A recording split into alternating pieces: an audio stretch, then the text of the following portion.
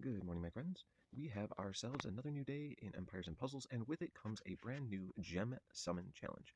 So it looks like this time around they are going to stick to the 20 pulls option. So that means you're going to have to do two 10 pulls of the available portals, and we will go into that in just a moment. But let's first focus on who it is they decide to feature this time around, and it will most definitely be Goblin Portal Heroes. So we have both Goblins and Garrison Guards, 5 of each. We can go into looking at each of these characters and making some decisions on whether or not we still think they are significant and whether pulling 20 pulls with gems is going to be worth it for a guaranteed chance to get one of these 10 heroes. So we'll start off at the top here with our very first goblin, which is Dark Feather.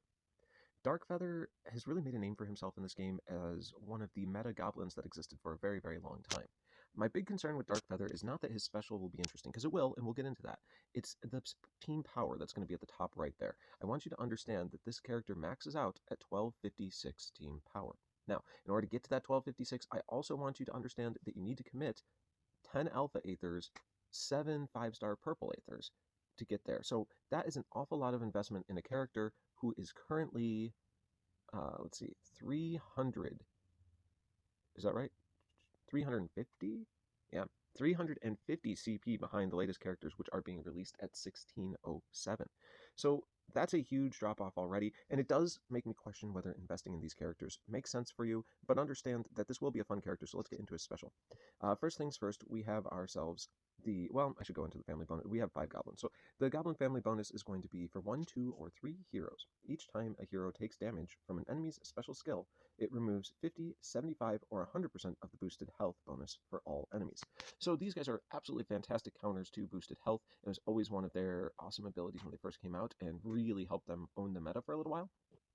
He also has a passive of effect on special skill, which is a 50% chance to perform the following. Deals 90% damage to all enemies. All enemies get negative 29% accuracy for, what was that, 5? 3 turns. 3 turns. All right, so that's not a bad little boost as well. His Aether power is defense up, making him slightly tankier for the first 6 turns. And his special, activating at average speed, does recover 25% for all allies. It gives growth. All allies get plus 180 attack and 180 defense, and all allies have 50% chance to deal 270% damage to a random enemy after any subsequent ally special skill is cast for 3 turns. So he has 50% chance that if other characters cast their special after him for 3 turns, that they'll do 270% damage additionally to your opposing enemy. All of these things are great. You have stacking growth for attack and defense. You get a nice little heal, and then you have a chance to do additional damage through additional specials moving forward. This is part of the reason why Dark Feather existed so long in the meta. But again, he's just old now. So again, understand that the investment may not be worth it. All right, next up we have Grimsteel. Grimsteel is actually pretty cool, and his stats significantly higher here at 1407, which still makes him relevant to invest into, at least more so than Dark Feather for sure. He is going to be of the Paladin class. He gets the same family bonus where for 1, 2, or 3 heroes, they're going to remove boosted health when they're hit with special damage. He also has an effect on special that has, what is it, a 50% chance again? 60% chance. Deals 90% damage, and they all get negative 39% accuracy. So same passive skill. He also has defense up for his Aether power, making him tankier, which is more significant for this guy with his tank stats. And then at slow speed, we are recovering 54% health for all allies. Growth, again, all allies get 450 attack and 450 defense. That's a huge amount for growth. And all allies get plus 30% mana generation for 4 turns. If this effect is removed before the end, then they get plus 10% mana. So he is a great mana manipulator, a very solid healer, reasonable stats. This guy is still worth it. If you pull him and you are in need of a healer, level him. He will do you well. In fact, a lot of people underestimate how useful this guy really is as a healer. You would be surprised. So I definitely give thumbs up to the Grimsteel. Then we also have Scroll Beast as an available option. This, I think, was the last goblin that they released in the portal, so his stats are also up here at 1406, which makes him at least relevant, although damagers usually fall off quicker than healers. Just keep that in mind. All right, he is going to be of the Paladin class as well. We have the same family bonus where they're removing boosted health when they're hit with special skills. We once again have the same passive skill, which does 90% damage to all enemies and negative 29% accuracy. This guy's Aether power, though, is Ailment Immunity, which is a pretty awesome Aether power. For the first 6 turns, he just can't be affected by status ailments, and that is very helpful because he also operates at slow speed. Doing Boar of Fury, he will deal 365% damage to all enemies and cast Wither. All enemies get negative 400 attack. Summons a white boar mega minion with 65% HP and 250% attack inherited from the caster. When summoned, the white boar mega minion gives the owner the ability to counterattack with 100% of the damage received for as long as the owner has the white boar mega minion. This effect cannot be dispelled. So I've actually had some very good players tell me that they still choose to use Scroll Beast that they have maxed out because he is just a monster in their teams for all things still. So at this point, understand that I think that this guy would also be probably a win. Like, these two are the cream of the crop of the Goblins, I'm sure. So, like, if you get either of them, it's probably worth investing into, especially if you're looking for more depth for Rush Wars, etc. This guy will shine in those departments and really help make a difference. All right, next up, we've got, oh gosh, Pepper Flame. Now, she was like the belle of the ball a year ago, maybe a year and a half ago. Everybody wanted Pepper Flame. But again, let's take a look at those stats. Team power, we're looking at a 1316 overall. So that's definitely dropping off. That's almost 300 below current released characters. And that is significant. So keep that in mind, and you still have to do the investment of 10 alphas and 7 red 5-star aethers if you're going to bring her all the way to 90. All right, so same family skill, same passive. We don't need to keep going into those, but we have an attack up aether power this time around, giving her that plus 20% attack, which is pretty relevant for her at a 1475 attack power naturally. She needs that 20% attack to stay relevant with today's stat margins, but at the beginning of the fight, she's still going to do a pretty solid hit. Speaking of which, operating at fast speed, she deals 450% damage to the target and minor damage to nearby enemies. She casts Growth. The caster and nearby allies get plus 250 attack, and the target and nearby enemies get negative 30% defense for 3 turns. If this effect is removed before the duration ends, they suffer 811 damage. Okay.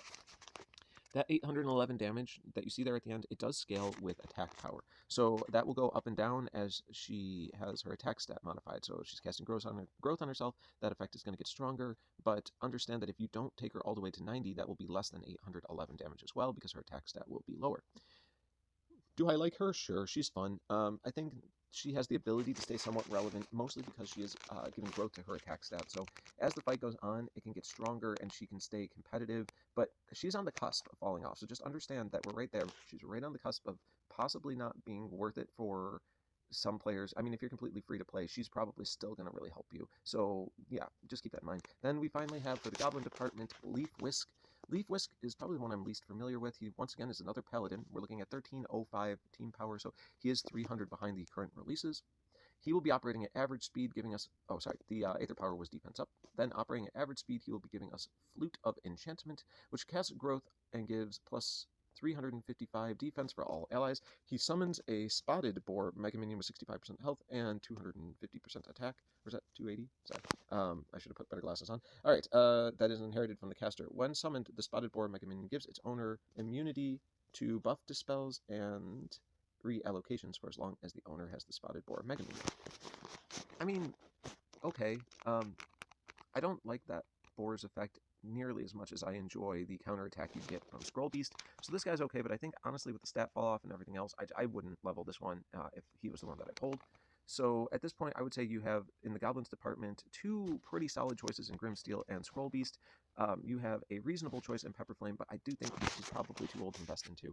And down to the next level, we have our Garrison Guards. The first one up is going to be Vanya. He was one of the first Garrison Guards released, so they did get an upgrade, though. They buffed all of their CP, so as you can see, he will be operating at 1421 CP. All of these guys should exist in a realm of reasonable CP, so that's the good news there. Operating at slow speed, he's going to recover 54% health for all allies. He's going to summon a Shield Guard Mega Minion with 65% HP, 180% attack inherited from the caster. The Shield Guard Mega Minion safely being the keyword, cleanses the latest cleansable status element from all allies each turn. So I do love that Mega Minion that safely cleanses each turn. It's a very cool ability. We should also talk about the fact that I skipped over the family bonuses. For Garrison Guards, they have bonuses 1, 2, and 3 heroes, and basically all it's going to do is increase the HP and the attack of the Mega Minion that they summon at the beginning of the battle. And that is something that they do. They will summon a Mega Minion for themselves. It is part of their family bonus. That Mega Minion is going to come out with, if you only have one, a base level of 20% HP, so it's not particularly high, but it can get up to 30% HP. It is still useful, though, especially in wars, to help give them a health buffer to make them last longer for continued battles. Moving on. He has the Monk class, which is nice. It helps him naturally resist things at a 30% clip. His passives, he has mana on status ailment received. So he gains 5% mana each time he is given a debuff. He also has resist mana reductions. All the Garrison Guards will. They resist attempts to cut their mana directly. And they have Guard Rally. So every 4 turns, they're going to remove all wither effects from teammates, which has always been one of their key traits and something that is very useful, especially going up against goblins. All right, so in Aether Power, he gets Regen. Regen's probably one of the more boring ones. 420 health over 6 turns is hardly noticeable, but it is there. This guy's okay. He's a slow healer. He gives you a Mega Minion that helps protect himself and also safely cleanses each turn. He's fine, especially if you need a healer. He will serve you still at 1421 CP. Next up, we have Pip. Pip might be the highest of the CP options at 1473, which is still pretty relevant in the game right now. Pip is going to, of course, have the same bonuses where they summon that Mega Guard minion at the beginning, and that is going to have, like I said, 20, 25, or 30% HP, depending on how many Garrison Guards you're stacking. It's an okay ability, but not that amazing. She has the resist mana reduction as well as the Guard Rally, those 2 passes we just read off the last one, so she can't have her mana directly cut. She also has a special boost Aether Power. This is going to increase the damage of her special skill for the first 6 turns by 30%. That is relevant for her because she does operate at fast speed, doing reckless sword swings. Deals 350% damage to the target. Deals an additional 350% damage to 2 random targets. All hit targets receive 666 bleed damage over 3 turns. All enemies take plus 50% increased damage from bleed status effect ailments for 3 turns. Okay, so why does this matter? First of all, 1, I like this hero a lot. Yes, you can't necessarily control where those additional hits are going, but you're doing 3 hits for 350% damage automatically. That's a lot of damage being dished out. You're also putting a bleed that is going to do 222 damage each turn. But don't forget that she also put a debuff on there, increasing their bleed damage by 50% for 3 turns as well. So if that debuff sticks as well, then they're, instead of taking 222 a turn, they're actually taking 333 a turn. She is a very reasonable amount of damage being pushed out at fast speed. I do highly recommend leveling her all the way up. She might be the best one in the portal, so grats if you get her. Next up, we have Dima. Dima is going to be the best Mega Minion summoner in this one as well. So he's operating at 1479 CP, really high up there as well. Barbarian class, again, he starts with the Mega Minion. He's got the 2 passes where he can't have his mana cut. He's got the Guard Rally, get rid of Wither. His Aether Power is going to be Attack Up. Attack Up is going to give him that plus 20% attack for the first 6 turns, making his hits that much better. And speaking of hits operating at average speed, he is going to be dealing 400% damage to the target and nearby enemies. The target and nearby enemies will get negative 25% defense for 4 turns, and it says the effect duration resets if the enemy is healed. Pretty cool. I like that it gives the negative defense down, and the fact that it's resetting itself if they try to heal, that is fun. He summons a Sword Guard Mega Minion with 35% HP and 300% attack inherited from the caster. 300% attack is a lot. These Sword Guard Mega Minions do swing pretty hard, and any target hit by the Sword Guard Mega Minion receives 651 bleed damage over 3 turns. This effect spreads to nearby enemies. So the nice part about that is it does create a bleed effect that starts spreading through the whole party, and especially when he's swinging each turn and putting new effects down, this bleed is usually up on the entire other opposing team pretty quickly, assuming there are no gaps that stops the bleed from traveling. Yeah, this guy actually might be better than Pip if you consider the Mega Minion option, but I do think Pip is significantly better for things like Titans because her 3 hits will guarantee hit those Titans. So either of these 2 are probably the top options of being picked out of this portal. Then we bring ourselves to Shimmer Scale. Shimmer Scale is the lowest CP of any of the Garrison Guards at 1395, doesn't even break into 1400. He is operating at fast speed, however, he is a fighter, so he has the chance to resurrect, and at fast speed he will be dealing, he has the attack up Aether Power too. That will help his attacks at the beginning, which is important because he is fast. He'll deal 300% damage to the target and nearby enemies, summons a Sword Guard Mega Minion with the 300% attack, 35% HP, that does the spreading dot as well. This guy you might be less excited about pulling, but in reality, he's not bad. He's just a little bit less than you'd like him to be stats-wise, but he is annoying with his popping back up, and that fast speed Mega Minion is incredibly irritating. So, I mean, he's not terrible. You'd have to think about if he's worth double limit breaking, but I do like the guy. He used to be the bane of my existence when he first came out. All right, then last but not least, we have Theodius. Oh, goodness. Theodius is a very interesting Garrison Guard, probably one of the best utility sets that you'll see out of a character. He is operating at slow speed, though. That is his major drawback, but the rest of him is great. Let's go into it. He gets mana on status ailment as well, so that's awesome. Anytime he gets a status ailment, 5% mana, he can't have his mana cut, and he gets rid of Wither every 4 turns. His Aether Power will be defense up, letting him survive a little bit longer. Then operating at slow speed, we will be dealing 450% damage to all enemies, reduce the duration of all enemies' active status, reduce the duration of all allies' active status ailments by 3 turns, but then he also reduces the duration of all enemies' active buffs by 3 turns.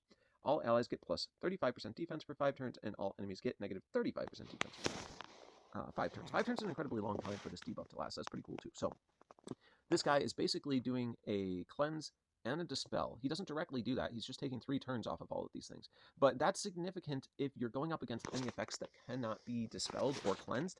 He can still reduce their turns. So that's where this guy really shines, is that he gets rid of those pesky things that can't be cleansed off. This makes me think of the brand new yellow insanity hero that just came out in this portal, Gwendoline. She is going to be a nightmare to deal with. He does have the ability to reduce her effects by 3 turns, even though they're technically not cleansable. So he'll be a great counter to something like her. Also, just in general, that 450% attack is pretty devastating, and he's got the stats to kind of hang still. So if you get this guy, he may be worth it for the utility package. Just understand operating it slow is a little bit rough.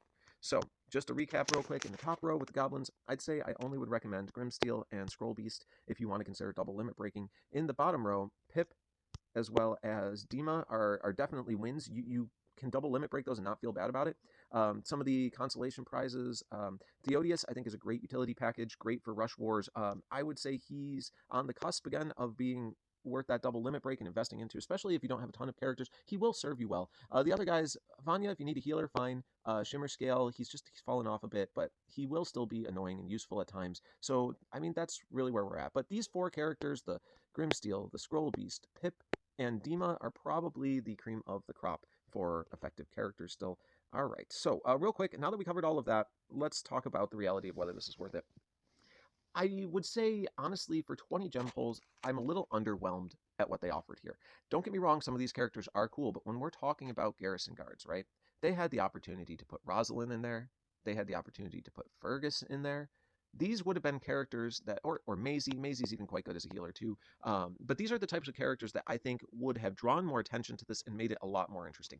20 pulls of gems is still a significant amount of gems. Even if you go the cheapest route, we're talking 5,200 gems. It does guarantee you a 5-star, but it is at random. So you could get one of these outdated goblins that does you really not much good at all. So I don't know. I'm very torn. I don't think I'll pull out of this particular portal. So, I mean, I'm not dissuading you. I just don't know if they gave us enough for me to be super excited about this. But since we are here, let's talk about what portals are available to you. First of all, one being the first of the month, we have the new Hero of the Month. So as you're doing your polls, you have a good chance of getting that new Hero of the Month. So that's a nice bonus prize as well. Our Super Elemental portal is going to be featuring Guzmer. I do like Guzmer quite a bit as a counter character. Everyone should have some counter characters maxed out for wars, etc. If you get him, that's a huge win, but at 0.5%, I'm not feeling particularly likely that you'll get her. Magistine, she's fine, but she turned out to be a little lackluster, I think, in actual gameplay. I don't know if she makes as big a difference as people expected her to. If you are short on blues, however, there's a reasonable chance to pull a 5-star blue out of this portal. You just don't know what you're going to get. You could get the junkiest, oldest blue in the game. You could get brand new blues that just released in any portal. So I do like the Super Elemental portal for that reason. You can definitely pick the color that you want. In this case, it'll be blue. But it's a high risk. I've only ever pulled old, outdated characters out of there, unless I got lucky enough to pull the featured, and I have gotten fairly lucky with the featured in that portal, so I'm not testing my luck again, but yeah, I wish you all the best. Then we have our Shadow Summons. This will be the most expensive option at 3,900. I don't recommend doing your gem pulls here. It's going to cost you an arm and a leg. I mean, I guess if you're really after Gwendoline and you have the Insanity Immune characters to put next to her, it might be worth going in on this portal, but the reality is all of these Insanity heroes are such high variance. You don't know whether you can trust them or not to actually do what you want them to do, or if it's going to end up messing you up in the long run. So just understand that that is a high risk for that portal and the most expensive option you could do.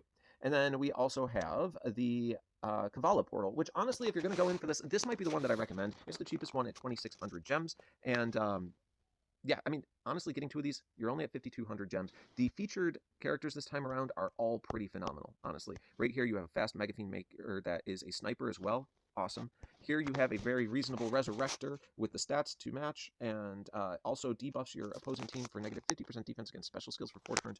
Great additional utility. And then this guy, although a little bit boring, his costume is important because he is a priority dispeller. He is also going to do damage to all and give them defense down for a significant amount of time. All of those characters would probably be worth leveling for your roster as well as a nice little additional bonus. This guy, I think, is probably the king of this portal. If you get him, level him, enjoy him, he's going to be a lot of fun.